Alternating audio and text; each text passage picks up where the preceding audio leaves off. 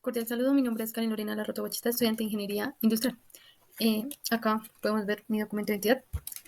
Para este caso, para el curso de modelo y simulación, la guía nos indica que debemos desarrollar un mapa mental el cual tiene que ir basado por medio de conceptos de modelo, modelación y simulación.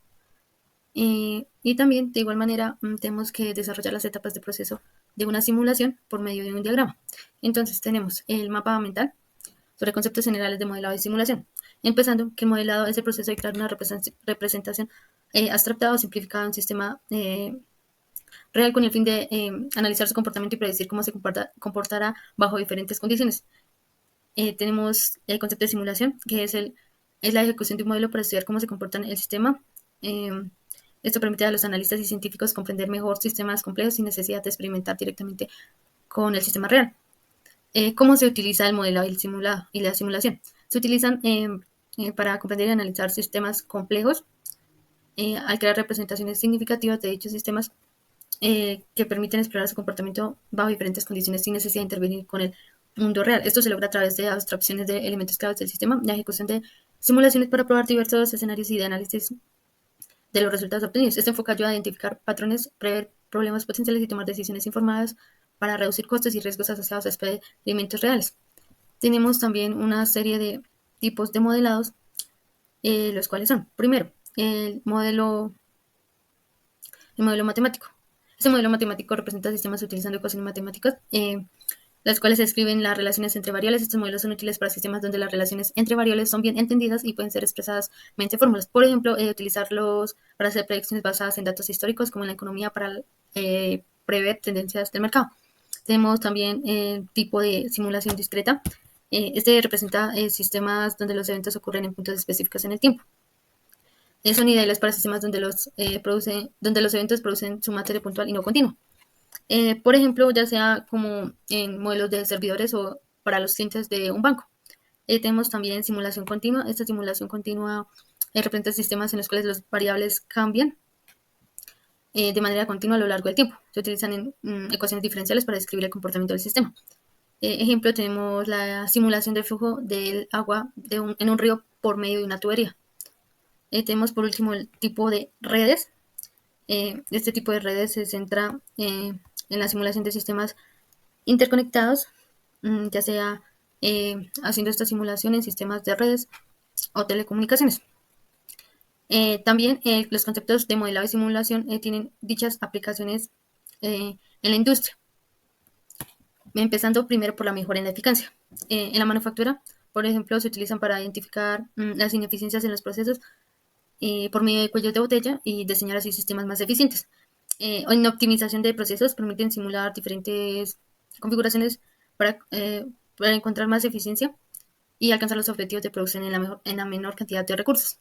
También tenemos en reducción de costos que ayudan a prever posibles problemas y optimizar en la cadena de suministro, reduciendo así los costos asociados con el tiempo de inactividad y los errores. Y también tenemos la predicción de rendimiento. Por ejemplo, en la ingeniería civil se utiliza para predecir cómo se comportará una estructura bajo diferentes condiciones ambientales y de carga. Después de haber desarrollado el mapa mental, procedemos a hacer un diagrama, que en este caso decidí hacer un diagrama de flujo, el cual es desarrollando las etapas de un proceso de simulación. Debemos tener en cuenta que un proyecto de simulación cuenta con 5 etapas, que son: la primera, definición del objetivo; segunda, recopilación de datos; desarrollo del modelo; validación y verificación del modelo; y análisis de resultados. Entonces, empezando por definición del objetivo. ¿Cómo se define el propósito general del proyecto de modelado y simulación? El propósito general se define identificando la meta principal que se desea alcanzar con el proyecto. Esto implica entender el problema o el fenómeno que se quiere estudiar y determinar qué se espera lograr mediante la simulación. Por ejemplo, tomémoslo con un sistema de tráfico, que el propósito general es mejorar la fluidez del tráfico en una zona urbana.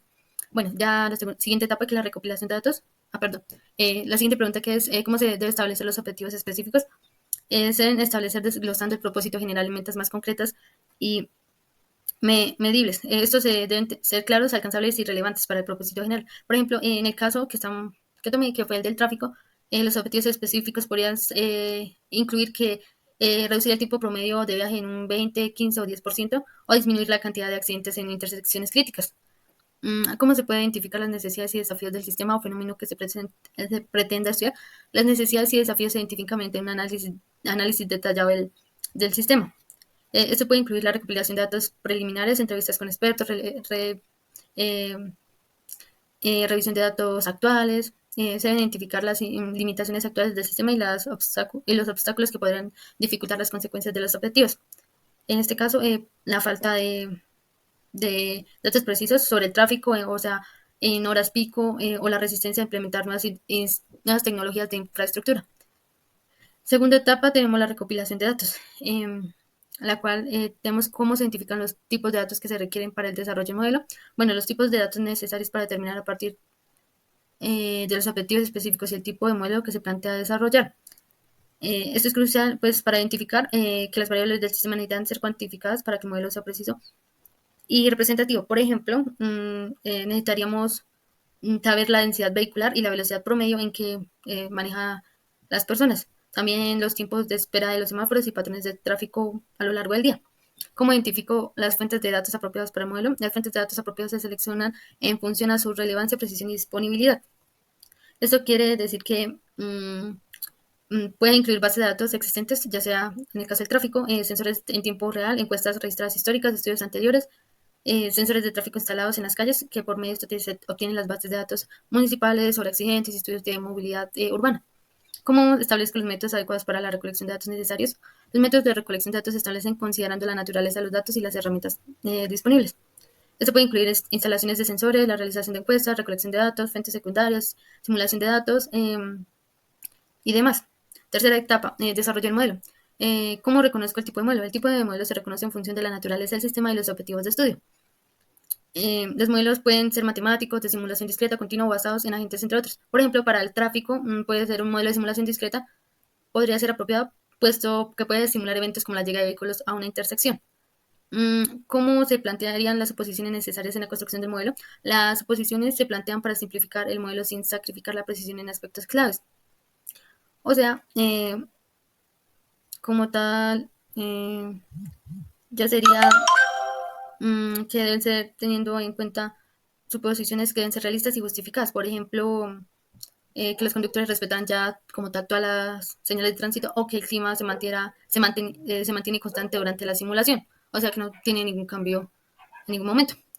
¿Cómo se identifican las variables claves de la construcción del modelo? Las variables claves se identifican mediante el análisis del sistema y la definición de las relaciones que determinan su comportamiento. Estas deben ser las que tienen el mayor impacto en el resultado de la simulación, puesto que en el caso del tráfico sería en un modelo de tráfico las variables claves serán la duración de los semáforos, la cantidad de vehículos en circulación y la velocidad promedio en que van los vehículos. Cuarta etapa, validación y verificación del modelo. ¿Cómo se verifica que el modelo esté construido correctamente? La verificación del modelo se realiza comparando su comportamiento con datos reales o con el comportamiento esperado del sistema bajo las mismas condiciones. Eso incluye pruebas de consistencia interna del modelo y la revisión de código de ecuaciones utilizadas que se tendría en cuenta para establecer los escenarios para simular. Para establecer los escenarios a simular, se deben considerar los diferentes estados del sistema que son relevantes para los objetivos de estudio. Esto puede incluir escenarios de operación normal, condiciones extremas o situaciones hipotéticas que se desea analizar. Por ejemplo, condiciones de tráfico en hora pico, un día lluvioso intenso o un día especial en la ciudad, que hacen celebraciones. Y como última etapa, que es la análisis de resultados, tenemos cómo se consideran las métricas de desempeño. Se consideran estableciendo eh, indicadores los cuales reflejen el éxito del modelo en cumplir con los objetivos esperados. Estas métricas deben ser cuantificables y relevantes.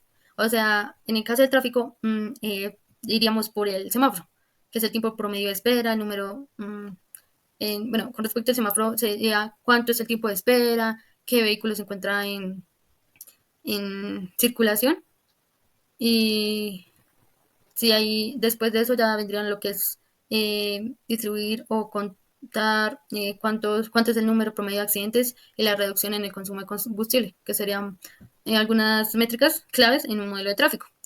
Tenemos que se debe tener en cuenta para hacer la interpretación de los resultados de la simulación. Se debe analizar las métricas de desempeño en el contexto del sistema real.